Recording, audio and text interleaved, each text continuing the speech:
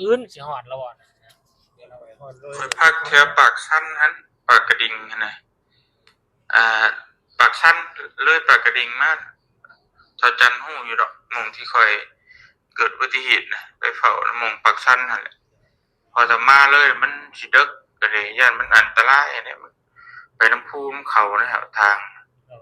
ถ้าบ่ลึกทางนี่มันอันตรายแต่ฝนตกทางก็ยากได้บ่เป็นทางดำได้เป็นทางแดงเบิดเลยมีทางดำนิดเดียวนึงพี่น้องเนาะเปิดคลิปเปิดภาพมาตอนเที่ยงพี่น้องเนาะเอาแวะผักเซาห่มเงาเข้าห้องนอนห้องน้ำจักหน่อยก่อนพี่น้องเนาะเอาบัดนี้พี่น้องเนาะทางทีมงาน3 เคยพี่น้องเนาะสิได้พากันเดินทางขึ้นไปเมืองหนองแจ้งบ้านสาวพรเนาะผู้ที่ผัวออกไปหาเงินมาจุนเจือครอบครัวและติดถ้ำนั่นแหละพี่น้องเนาะทางเฮาก็ได้เดินทางขึ้นไปสมทบเติมอีกพี่น้องเนาะทางบาบุญสารวัตรมีทางเอื้อยใจดีเนาะอยากให้เป็นสะพานบุญให้เพื่อไปสมทบซอยบ้านน้องพรเพิ่นหรือว่าบ้านสาวพรเนาะก็ดูเลย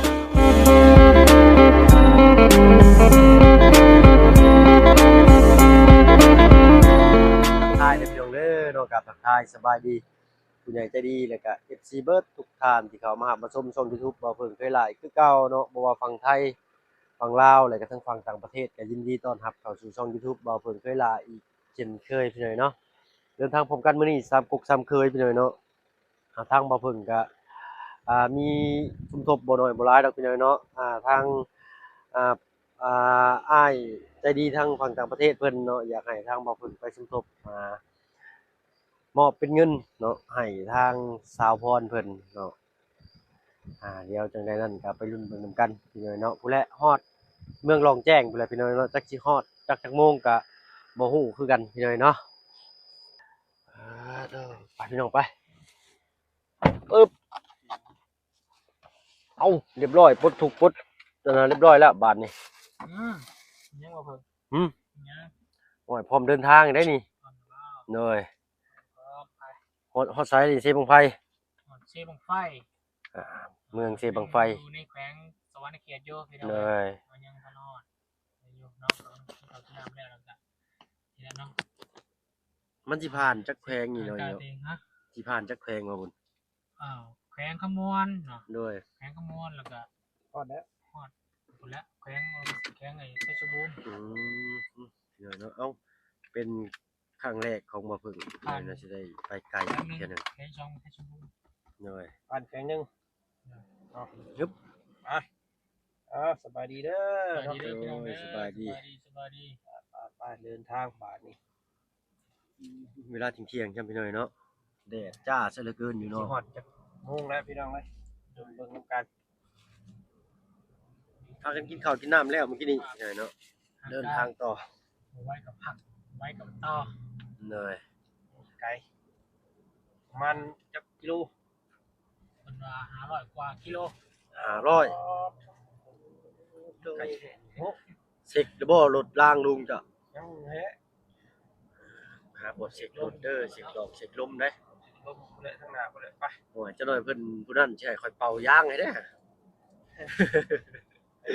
เป่าให้ดีกว่าเด้อเพิ่นสิให้ข่อยเป่าลมยางให้รถเจ้าอีกเด้อเนาะเอามาบัดนี้เนาะบ่ได้มาหลายปีกำลังคือทางออกใหม่กำลังรื้อทางขยายทางเด้นี่โอ้สวัสดิ์เสวยเลยบาดนี้สิเป็นทางเส้นซ้ำกับอยู่ท่าแขกขึ้นเวียงเนี่ยตามเลนเนาะแลนดูสวัสดิ์เสวยครับใกล้สิฮอดบ้านเฮาแล้วสิฮอดบ้านเฮาแล้วมันสิต่อลงไปฮอดชะโนพุ่นบ่นี่ปากซี่พุ่นละซี่โอ้เนาะเฮาสิได้อยู่เบิ่งอยู่บ่เด้เนาะปากซี่สิไปใช้บ่เห็นว่าแล้วเฒ่าก่อนเจ้าอยู่ให้ลูกอยู่เพิ่นกำลังเฮ็ดบ่นี่เนาะเริ่มนี่เดินชานวัน2ผู้ใดออกมาหินทางร้อยเบิดนี่เนาะโอ้โหอันนี้ก็ได้หน้าบ้านเราเลยเฒ่าเกือบแล้วนึงเนาะพอดีกันเปื้อนแล้วไปเบิดเลยบ่เกือบนี่ประเทศบ่ฮอดอีก ถือว่าไว้เติมอยู่แล้ว เพิ่นขยายทางเป็น4เลนได้ไปเลยเนาะ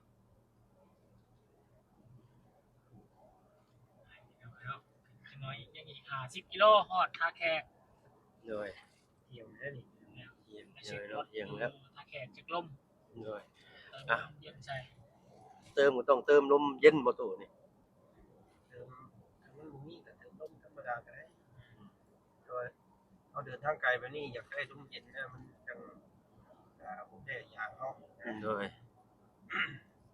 ผู้แลพี่น้อยเนาะไปพบพ่อกันห้านลมเย็นซั่นซะเนาะสิมีลมเย็นหรือลมร้อน ไปเดินทางไปนำกันพี่น้อยเนาะจังไดก็ฝากเป็นกำลังใจให้ทาง3เคยเด้อพี่น้องเด้อเนาะไปรอบนี้ทางว่าบุญสารวัตรเพิ่นมีสมทบพี่น้อยเนาะบ้านสาวพร เอ้ยน้อยอยู่ทางต่างประเทศ เลย อย่างซอยทางน้องพรไอ้ต้นพี่น้องโอ้ยนั่งให้ยุ่มลูกให้แต่ละมื้อพอคอยกลัวอยู่พี่น้องแต่ก็ยังบ่เห็นมีแววเคยกี่ต้นสงสารกับพวกไอ้เทือนนี่กับน้องพรเพิ่นในงบ10 ล้านพี่น้องเนาะ ทางว่าบุญมี10ล้านทางบ่าวเพิ่นมีบ่หลายพี่น้อยเนาะพอได้ให้เพิ่นซื้อพริกเป็นนัวอยู่เนาะทางบ่าวเพิ่นมีอยู่500,000กีบพี่น้อยเนาะขอบคุณทางอ้ายทางฝั่งต่างประเทศเพิ่นพี่น้อยเนาะที่ให้บ่าวเพิ่นเป็นสะพานบุญให้ตลอดมาเนาะไปพุ่นแหละพบกันข้างหน้าพี่น้อยเนาะว่าสิพ้อหยังแน่เดินทางเลยก็ลุ้นเบิ่งไปนำกัน อยากจะเดินทางพี่น้องไปทำอาชีพพี่น้องร่วมกันเนาะไปถือหรือว่าสิไปพิษ เลย ร่วมกัน สิบ่ได้โทรถามทางเพิ่นบ่บ่าวบุญจังว่าเลยเนาะ ต้องทำเยอะ โดยไปสั้นพี่น้อยเนาะ บุกเบิกก่อนแล้วพี่น้องส่งมาบอกอยู่คนไปแต่ละเที่ยวนี่เราสิพักจุดปากสั้นก่อน เลย เพราะว่า เพิ่นเนาะ แม่นอื่นสิฮอดแล้วอ่ะเดี๋ยวเราไปฮอดเลย ไปพักแถวปากสั้นหันปากกระดิ่งหั้นนะปากสั้นเลยปากกระดิ่งมาเท่าจันฮู้อยู่ดอกหม่องที่ค่อยเกิดอุบัติเหตุนะไปเฝ้าหม่องปากสั้นนั่นแหละพอจะมาเลยมันสิดึกก็เลยย่านมันอันตรายเนี่ยไปน้ำภูมิเขานะครับทางแต่ว่าเรื่องทางนี่มันอันตรายแต่ฝนตกทางก็ยากได้บ่เป็นทางดำได้เป็นทางแดงเบิดเลยมีทางดำนิดๆเดียวนึง คือหม่องเราบอกนี่แหละสถิตได้ด้วยบ่เตียงเพิ่น โดยบ่เตียงอันแรกใส่สีประมาณเจ้าแล้วเพราะว่าฮอดปากสั้นแล้วก็จะพักผ่อนก่อนนั่นแหละเพราะว่าอีกอย่างมันคือจะเว้าและทางเราก็ยังบ่เคยไป2มาแล้วทางมันถักจะนี่แน่เนาะโดยตอนนี้ก็กำลังสิเข้าท่าแขกอีกประมาณ40กว่ากิโลขอบใจบ่เตียงกินข้าวกินน้ำแล้วบ่ประมาณนั้นแหละเนาะ การไปพักจุดปากสั้นหมู่และพี่น้องเลยฝากกระดิ่งไป โดย อยู่ในเมืองอยู่ตลาดแถวตลาดแถวปากสั้นนะโอเค เรื่องเนาะ ข่อยยังบ่เค จะ ยไปคน ไปเรื่อยครับก็เนาะบ่ต้องอันนี้ไปเรื่อย เลยก็พอเห็นกันติดตามเมืองกัน โดย ว่าสิพ่ออย่างแน่ในการเดินทางเราพวกแล้วยามนี้ยามฝนจังเนาะเข้าไปตามซอกภูหรือย่านมันมีภูเขาสูงได้ กินจบเสียนเนาะ ย่านนะเอาข้าไปแล้วกลางคืนพี่น้อง โดย คือว่าเห็นว่าแล้วเดี๋ยวสิตื่นมาแต่เช้าก็พากันเดินทางเนาะ แม่น พากันไปจุดหมายปลายทางเนาะเพิ่นต้องกันพี่น้องเพิ่น โดย เลยเนาะเปิดสิเปิดภาพมาอีกบาทนี่ก็ มันมาถ เข้าน น มาในตัวเมืองท่าแขกพี่น้อยเนาะ เจริญคลายเลย ถิ่นเก่าบ่าวบุญแต่ว่านี่นอนบ่าวบุญ ทำมาหากินอยู่นี่ก็5ปีเต็มๆได้เที่ยวท่าแขกเลย เลย มาบัดนี้แล้ว จนบ่จือ จักเขื่อนบ่จักซ่านห้านค้าเพิ่นก็มีความพัฒนาหลายนี่เป็นบ่เป็นลูกค้าบ่ได้แต่ ตามหันค่านี่จะมาเป็นเซลล์บ่ เอ้ายังอยู่เด้อได้ลงไปนี่บ่ได้ถามยังสบายดียังอยู่เด้อยังบ่ได้สบายดีครับยังอยู่เด้ออ้าว คลองเพิ่นยังอยู่แม่นบ่ มาขายมารอเบิ่งกินข้าวดิชื่อเห็นหน้ายังอยู่เด้อ เพิ่นคลองมันใกล้สิเบิดอายุเพิ่นเลยบ่เอาเนาะเจ้าส่งของเบิดอายุบ่ แม่น บอก แล้ แล้ว วข่อยมากวดสินค้าแบบว่าตัวไหนมันสิเบิด expire หรือว่าเบิดอายุเนี่ย มันสิเบิดอายุแล้วมาตรวจให้เพิ่น เปลี่ยนให้นะบ่แม่นว่าเขาสิมาขายอย่างเดียวมาค่อยก็ได้ โอ้ มื้อนี้เฮา ธร บ่ รม ได้ ดา มา ตัวเนาะ มื้อนี้เฮาบ่ได้มาขายเด้อเจ้เฮามาเบิ่งสินค้าตัวใดมันสิบ่ขยโยเฮาสิเปลี่ยนโอ้ดีๆๆอยู่นะท่านเบิ่งไปเบิ่งมาโอ้ตัวนี้เบิดแล้วแม่โอ้ลืมเบิ่งอ้อแน่ ก็ได้ไปอีกสั่น เพราะ นะ ว่าโอ้ยังอยู่เด้อน่ะเฮาก็มาขายน้ำอยู่เฮาก็เบิ่งลักษณะของลูกค้าก่อน เหนื่อย บางเทื่อนี่ยังอยู่เด้อแม่นอยู่เพิ่นเห็นแต่มันยังตัวเบิดบ่เบิ่งแน่ มีตัวนี้มาใหม่เด้ คอยแง่ไปได้บัดคอยแกะมันโอ้ตัวนี้ คอยยั่วเพิ่นบ่ บางเทื่อก็เพิ่นนั่งอยู่กระเป๋าอะอีหยังในกระเป๋าหั่นแหละ เพิ่นอยากลองของใหม่คือกันติ เราก็ใหม่ อืม ของใหม่เลย อันนี้นี่เพิ่นเอิ้นแยกยังนี่บ่บุญ ไปเฮาตรงไปพุ่นเนี่ย หลักเศร้าหน้ากาย เนี่ย มึงยมราชหน้ากายน้ำเทิน2 โอ้น้ำเทินนี่มาทางนี้ ไป เนาะ เวียด ท่าพลังท่าพลัง ฝรั่ง ไปเวียดก็ได้บ่นี่ ได้ อืม หลัก เลย เศร้าจะเป็นด่านยังเพิ่นเมืองยังออกกันตรงนั้นไปเวียดก็ได้นะมันก็มี2ทางเลย ทะลุไปทางนั้นพุ่นเลยเนี่ยทะลุไปทางทาทาง เฮ็ดผู้นี้สิเลี้ยวผู้นี้สิซื้อ ทะลุไปฮอดอันแก่งคันเลย เลย ทะลุไปทางเมืองนั้นอันนั้นเฮาบ้านเฮา ออกสิโปนเพิ่นบ่ บ่แม่น เมืองเวลา เมืองวิลาบุรี ลาบุรี ลุกฮอดพุ่นเลย ต่อไปหลายๆทางอันนี้บ้านเฮาก็เนาะข่อยผู้บ่เคยอัน นั่งรถไปจังซี่ตื่นเต้นได้ข่อยได้ ตื่นเต้นบ่ เลยเคยมาตอนนั้นก็ไปเชียงเกาะบ้านไอ้บุญเฮงบ่ก็ตื่นเต้นคือกันอยู่เนาะแต่เก่าเคยนั่งมาแต่น้ำรถรถเฮ็ดบัตรเนาะเฮ็ดพาสปอร์ตนะมากอ่ะบ่ได้เบิ่งหยังดอกรับไปนี่ก็เป็นห้านขาย ของฝากของต้อน ของฝากของ สัญ ต้อ ลั น กษณ์ เพิ่น ของเมืองท่าแขก ขนมเมืองชื่อของเมืองท่าแขกก็ขนมป่านบ่ ปาน เป็นขนมป่านบ่ไอ้คุณ เข้า เนาะ ถึงเจมินายไม่ได้ในขณะนี้ อืม โปรดลองอีกครั้งในภายหลัง ยังบ่นี่เสร็จก่อนป่าน สิริเพิ่นฟังบอก สิริเพิ่นดักฟังเฮาอยู่ได้นี่ซะเนาะ น้ำเนาะน้ำมันเนาะโอ้อีสุดีเมกกลอย อันนี้ก็เดินทางมายังบ่ครึ่งทางจำพี่น้อยเนาะ ย่างได้ยังก็ได้100กิโลนึง เนาะ เขาลอยหรือว่าเขามา 100เลย โอ้บ่ธรรมดาตัวนี้เนาะ ได้เฉยคือไวใช่ไหม อ้าวเพิ่นว่าจะได้เกาะ500โลบ่บุญ ยังอีก400โลใช่ไหม ภูเขาอยู่ พ ภู อด เดียว ปา เนาะ กกระดิ่งอีก100โลเนี่ย100ปลายพุ่นละ100เกือบ130จัก หาแม่7ก่อนนะสันขายระบบ7 แล้วข้างนอกแล้ว เนาะ ปตท หาเหี่ยวหาขี่เหี่ยวกันพี่น้องเอ้ย เด้อไปสิปลดทุกข์ปลดยากกับป้ายหน้านี่แหละ มีของฝากของตอนกันอีกแล้วมาตอนนั้นเกิดไฟไหม้ขึ้นแล้วเนาะ ถามรถมันกับพัด จอดรถไกลก่อนเนาะโอ้ตกใจ โอ้ยตกใจเบิด โอ้ เราอุตส่าห์โดดมาปานนี้ก็สิได้ซื้อของเรานี่แหละสั่น สบายดี สมากุเต เซมากุเต แม่นบ่ล่ะท่าน เอา บ่ บ่คือครับ โอ้ ขนมปานจ้า น้ำปาน เอาเป็นตัวน้อยตัวใหญ่เจ้าถ้าเป็นตัวน้อยมา10,000พวกมัน50ก้อนน้อย ถ้าเป็นก้อนใหญ่ให้8ก้อนเลยต่อ50,000 คนใหญ่เป็ดก้อน เลยตัวน้อยนั่นแหละเป็นก้อนมันต้องอยู่18ก้อนตัวน้อยถ้าแรกเป็นหมัดกันต้องอยู่6มัดต่อ50เอา 6มัดต่อ50 เลย บัตร50 แล้วก้อนใหญ่นี่จักมัด ก้อนใหญ่หา8ก้อนถ้าแรกเป็นหมัดกับ3มัด ของ6มัดนั่น เอา6มัดนั่นแหละแล้วก้อนน้อยยามัน เอา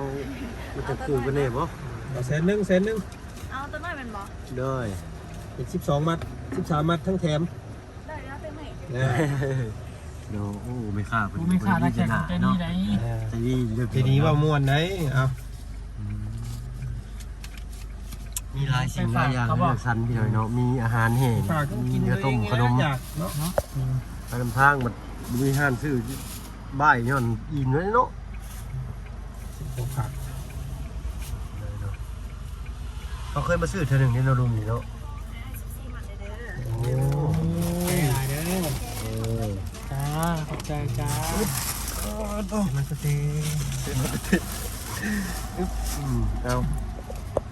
ไม่ค่ะฮะเราอะเนาะเจอเซมากุเตะลุงเข้าไปพี่น้องไงของลายอยู่เลยพี่น้องเนาะ คือดูมองก็ได้ ก็เอาลงทั้งหลังก็ได้เนาะโอ้ยเนาะพี่ปึ๊กกะลีข่อยเนาะ ก็หลังซื้อยังซูนนี่เปิดบ้างหลังโอ้เปิดจกลงเลย ชุดทรายเลยเนาะ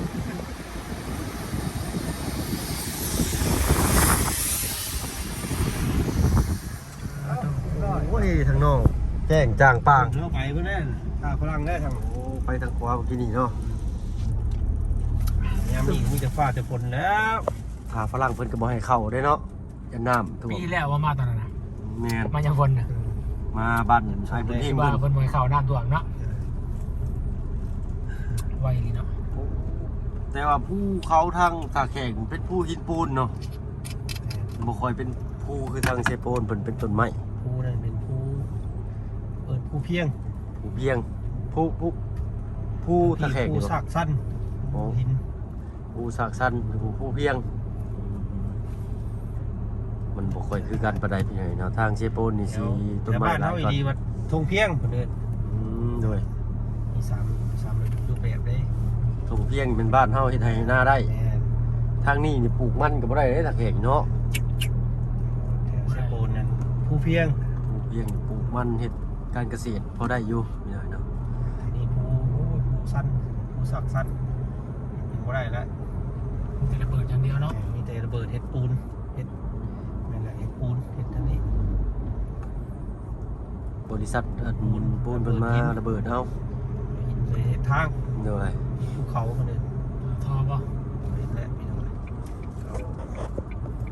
เข้าห้องน้ำก่อนก่อนปตทเมืองท่าแขกเลยเด้อพี่น้องเอ้ย จวดเข้าไป เขาไปหนีสบายดีเซี่ยวแล้วนี่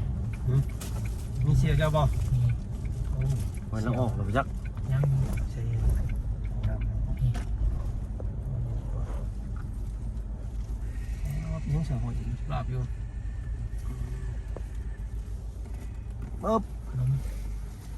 อ่ะพักรถก่อนจักหน่อย เศร้ากันเลยเนาะในขาสาวขายเนาะขนมของฝากของต้อนโอนเอาโอนคือกันอยู่กับพี่น้องทางฝั่งไทยเขาก็ได้เนาะเอาแวะอยู่ปั๊มปตทอยู่เมืองท่าแขกอีกเทื่อหนึงพี่น้องเนาะเดี๋ยวการสิพากันเดินทางพู้นแหละมุ่งหน้ายาวเลยพี่น้องเนาะไปจนพู้นแหละฮอดอีสังปากกระดิ่งเพิ่นว่าเนาะทางลุงเพิ่นว่าสิพักเช้าบอนเบาเตียงเพิ่นเคยพากันละพี่น้องเนาะเพราะว่าสิเดินทางไปยามมันกลางค่ำกลางคืนแหละมันอุบัติเหตุเนาะเพราะว่าเส้นทางเข้าไปมันบ่แม่นทางลาดยางพี่น้องเป็นทางแดงเนาะจังได๋ก็รอลุ้นเบิ่งนำกันเนาะในการเดินทางไปลองแจ้งเนาะบ้านสาวพรเพิ่นพี่น้องเนาะว่าสร้างจับพกสามเคยเฮาสิพ่ออย่างนั้นจะไปลุ้นเบิ่งนำกันพี่น้องเนาะจะได้ก็ฝากติดตามรับชมนำเด้อพี่น้องเด้อเนาะเพื่อเป็นกำลังใจให้ทีมงานเฮาหมดทุกคนนั่นแหละพี่น้องเนาะไปสำหรับคลิปนี้ขอตัวลำลาแล้วพี่น้องเนาะอยู่ดีมีแรงเพิ่นสุขสุขคนสบายดีจ้ะ